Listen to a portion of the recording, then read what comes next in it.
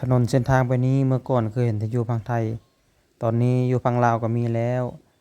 ถนนทางย่างไร่ย่างก็ยังเทด้วยปูน เมื่อก่อนเห็นแต่ท่าสีเอาพี่น้อง นี่พี่น้อง โอ้คักหลายคักหลายเด้ อันนี้ยังว่าคนจริงใจ มาลงทุนอยู่ต่างชาติก็ยังสร้างถนนทางอันดีงามมาตรฐานให้กับพี่น้องชาวลาวนะพี่น้องนักธุรกิจชาวไทยเพิ่นก็ใจดีอีหลีโหนอกจากทางที่เพิ่นได้สร้างมาตรฐานแล้วเพิ่นก็ยังได้สร้างดอกไผ่เงียงทางอีกพี่น้องเป็นแต่ละจุดแต่ละจุด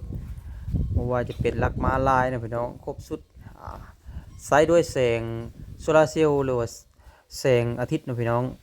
กลางเว้นดับกลางคืนรุ่งก็ถือว่าบ่ได้เกี่ยวกับไฟฟ้าจากทางอื่นเลยนะ ก็ขอยินดีกับพ่อแม่ประชาชนเขตนี้พี่น้องที่ได้ใช้ถนนสะดวกสบายพี่น้องเป็นถนนคอนกรีตอ่าทุนจากต่างประเทศช่วยสมทบทุนกับทุนทางเมืองเพิ่นออกช่วยนะพี่น้องช่วยกันเฮ็ดช่วยกันสร้างช่วยกันพัฒนานี่ไม่จังว่านักลงทุนที่มีน้ำใจบ่ว่าเป็นอยู่บ้านตัวเองหรือว่าอยู่ต่างประเทศนะพี่น้องก็บ่หยุดในการพัฒนาพื้นฐานโครงสร้างไปพร้อมๆกันวันนี้เรามาติดตามรับชมกันพี่น้อง อัปเดตถนนที่เมืองมหาไซแขกขมวนพี่น้องหลังจากที่ผ่านไปเดือนกุ๊กๆพี่น้องว่าสุจิตมาอัปเดตท่านผู้ชมในรอบนี้พี่น้องความคืบหน้าสิเป็นอย่างไรก็ติดตามชม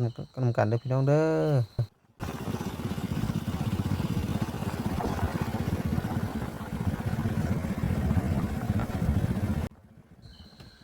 สบายดีบรรยากาศตอนเที่ยงพี่น้องบาสุจิตก็มาเข้าตัวเมืองมื้อนี้ก็ได้มาภารกิจหน่อยหนึ่งพี่น้องก็เลยอัปเดตถนนทาง จากบ้านผู้ว่านะพี่น้องไปหาเมืองมาใส่ระยะทางอยู่7 กิโลเมตรนะพี่น้องความคืบหน้าของนักลงทุนชาวไทยที่เพิ่นมาลงทุนอ่าตั้งโรงงานผลิตปูนนะพี่น้องอยู่ที่บ้านผู้ว่าเพิ่นก็เลยสมทบทุนนะพี่น้องในการสร้างถนนหนทางในเขตนี้ให้มีความสะดวกสบายนะพี่น้องหลายปีที่ผ่านมาบ่สมคิดก็ได้เที่ยวไปเที่ยวมาเห็นแต่ถนนลาดยางแต่ก็เฮ็ดไปบ่ดนมันก็พังเนาะพี่น้องเพพัง บัดนี้เพิ่นสิจัดเต็มเนาะพี่น้องเทถนนคอนกรีตหนา20 เซนหรือว่า20 เซนนั่นแหละแล้วก็มีดอกไฟเรียงทางคักแน่ที่เพิ่นเฮ็ดมาถือว่าเป็นถนนที่สมบูรณ์พี่น้องว่าสมจิตก็ข้ามขัวมาไซนะพี่น้องมาประมาณ200-300 กิโลเมตรนะพี่น้องก็เริ่มเห็นทางที่ประเทศคอนกรีตนะพี่น้องข้างก็มีลักไฟเยียงทางก็มีลักมาลายแล้วก็ป้ายเขียนระยะทางเนาะพี่น้อง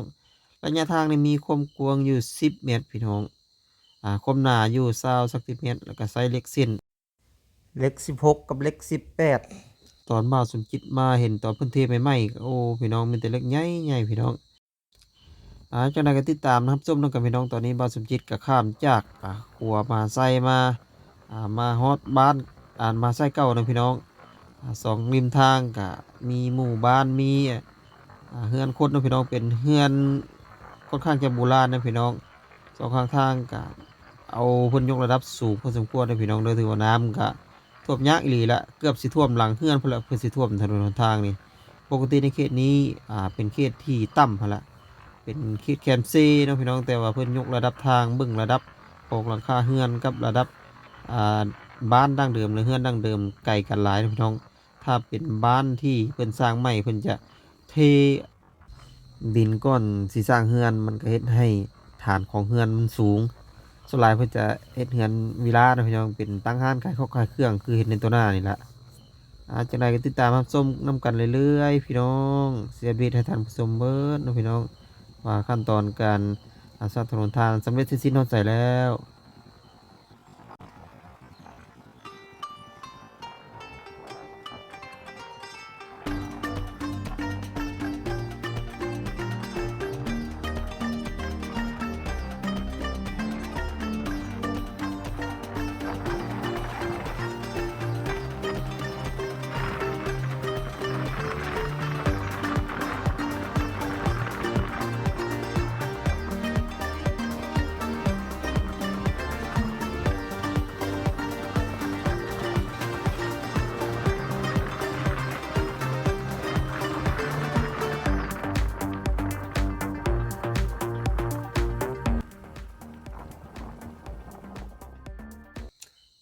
พี่น้อง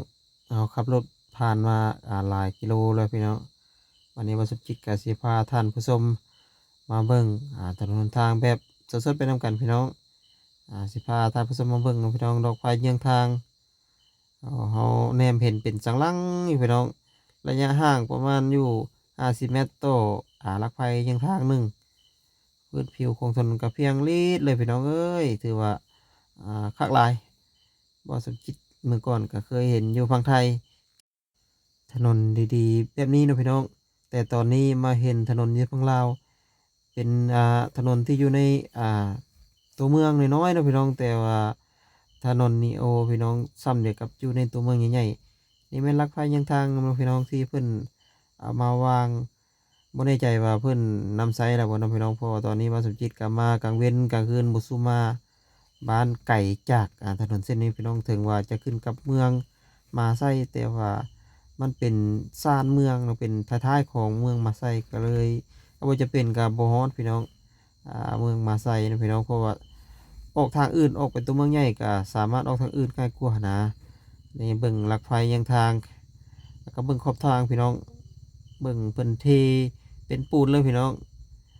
สมจิตเบิ่งเพลินๆคิดว่าเป็นสีที่เพิ่นเอามาแต้มคือเดี๋ยวกับทางดำหลายๆบ่เนาะพี่น้องก็บ่ดนมันก็สิกว่าอันนี้เป็นปูนเด้อพี่น้องเด้อเป็นปูนน่าจะเป็นปูนสดนั่นแหละเพิ่นเอามารีดเลยพี่น้องโอ้ปูนมันก็บ่ลบแล้วเนาะนอกจากมันแตกมันหยังหั่นละขนาดขอบทางเด้พี่น้องมีทางคนเดินหั่นละหรือว่าทางคนย่างภาษาลาวนี่ สำหรับความหนาของถนนพี่น้องบ่สมคิดว่าตอนนี้เพิ่นก็ถมแล้วพุ่นแล้ว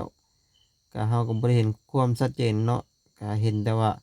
เมื่อก่อนคลิปก่อนหั้นล่ะพี่น้องเห็นคักแล้วบ่ว่าจะเป็นเลนทางเพิ่นก็ใส่โฮงเหล็กเทแล้วเพิ่นก็เหยียบพอให้มันเป็นคืนพอบ่ให้รถเนาะพี่น้องลื่นบัดยามฤดูฝนหรือว่าฝนตกหั้นนะถือว่าเป็นช่างที่มีฝีมือประสบการณ์เนาะพี่น้อง แต่สำหรับทุนในการสร้าง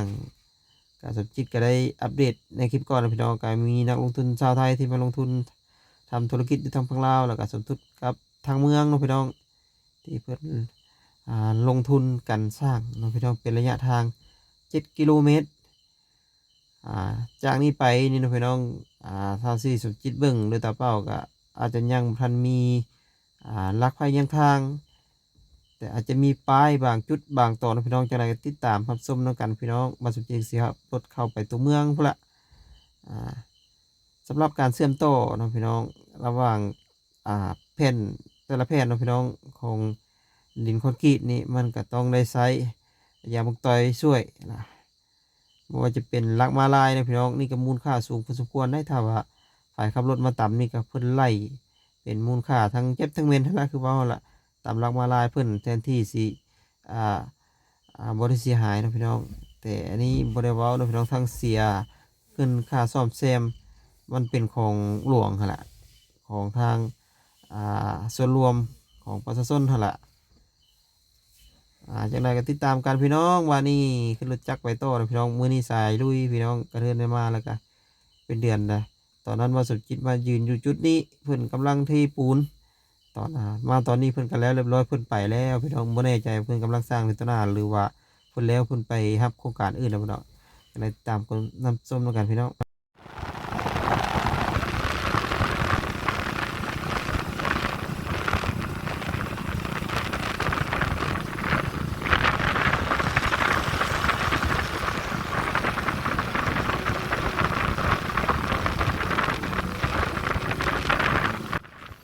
นี่แหละพี่น้อง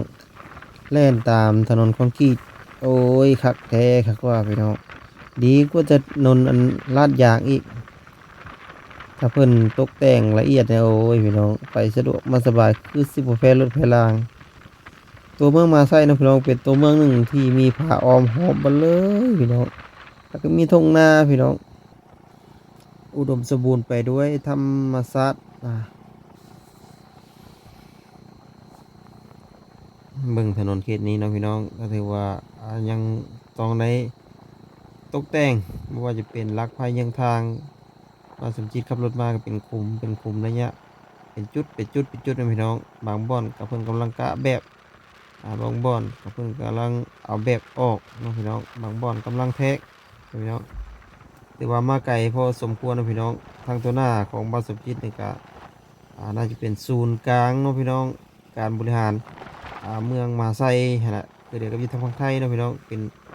ตำบลเป็นอำเภอหั่นแหละคล้ายๆคือกันหั่นแหละพี่น้องตรงหน้านี่ก็เป็นทางเลขที่12นะพี่น้อง ทางเส้นนี้ก็เป็นทางสายลักที่เชื่อมต่อกับทางเล็กที่จำไต้เขตเมืองตะแคกแก่งขมวนนะพี่น้องขึ้นยมราชขึ้นบุรพาพี่น้องออกชายแดนเวียดนามพี่น้องเป็นทางเล็กที่12หรือว่าทางยุทธศาสตร์ตรงหน้าวัดสมจิตนี่แหละมันเป็นทางตัดขึ้นเลยสำหรับบนวัดสมจิตแลนด์รถมันเป็นทางอีกจุดหนึ่งพี่น้องที่ออกจากตัวเมืองมาไส่ไปป้ายน้ำไปบัวละพาไส่บัวทองออกไส่โปน ไส้เดนเวียดไดเบอร์พี่น้องเพราะว่าเส้นทางมันก็เชื่อมต่อกันเบิดแล้วนี่พี่น้องตรงหน้าก็เป็นทางแยกนี่ก็คืออีกแยกหนึ่งไปเมืองมาไซอ่าอีกแยกหนึ่งก็ไปยมราชอีกแยกหนึ่งก็ไปท่าแขกเนาะพี่น้องนี่พี่น้องอันนี้ก็ถือว่าเป็นทางลักแต่เพิ่นยังใช้ถนนลาดยางพี่น้องแต่ถนนลาดยางก็มันเป็นทางค่อนข้างจะเบิดยางแล้วพี่น้องยังตะหินหน่วยเขาก็ปกกับบันเลยพี่น้อง เป็นตะยานรถใหญ่แล่นมาอย่ามันลงมันพงใส่รถเนาะพี่น้องก็มีความระมัดระวังเป็นพิเศษนั่นแหละในการเที่ยวถนนเส้นนี้นะครับบางขึ้นบางวันมันก็ถือว่าสวยงามนะพี่น้องบ่มีบ่ติเลยแหละแต่จะเป็นถนนลาดยางแต่ว่าเพิ่นเฮ็ดใหม่มันก็ยังเน้นหน้าถาวรรถซ้ำสิเที่ยวพี่น้องเป็นทางลักนั่นล่ะ นี่ก็เป็นจุดใจกลางเนาะพี่น้องอ่าจุดเขตบริหารตัวเมืองมหาไซนะพี่น้องมันก็ยังบ่มีตึกสูงอาคารสูงมีแต่เป็นตึกเวลานะพี่น้องต่อๆกันไปอ่าสำหรับตัวหน้าโรงงานปูนซีเมนต์ลาวเนาะพี่น้องที่นักลงทุนชาวไทยเพิ่นมาลงทุนก็มีปั๊มน้ำมันบักใหญ่เลยพี่น้องในตัวหน้าบริษัทนี่แล้วก็มีร้านขายเครื่องเป็นพี่น้องชาวเวียดนามที่เพิ่นมาขายเครื่อง เป็นอุปกรณ์ทุกอย่างเนาะพี่น้องก็ถือว่าหลายสมควรหาดใหญ่พอสมควรนั่นแหละประมูลขายถนนเส้นนี้ก็ถือว่าคนไปหลายมาหลายนะพี่น้องน่าจะได้ขายเครื่องหลายเพราะว่าใกล้กับบริษัทใหญ่พนักงานหลายครับพี่น้องเป็นสิ่งที่น่าสนใจพี่น้องก็ถือว่ามาฮอนนี่กับสมมาพาควรพี่น้องมาสมจิตกับพาท่านผู้ชมมาอัปเดตทางพี่น้อง ก็ถือว่าแล้วเสร็จสิ้นนะพี่น้องยังแต่ประดับประดาดอกไฟเยียงทางหรือว่าลักมาลายจุดระยะทางนะพี่น้องแล้วก็ลักอื่นๆนะพี่น้องที่เพื่อนที่ตามกฎระเบียบของทางตำรวจเพื่อนสำหรับคลิปนี้ว่าสุกิจกสิขอจบคลิปเพียงเท่านี้พี่น้องก็ขอขอบคุณขอขอบใจ FC ทุกท่านทุกคนที่เข้ามาชมเป็นกำลังใจให้สุดท้ายก็ขอกราบคำว่าสบายดีสวัสดี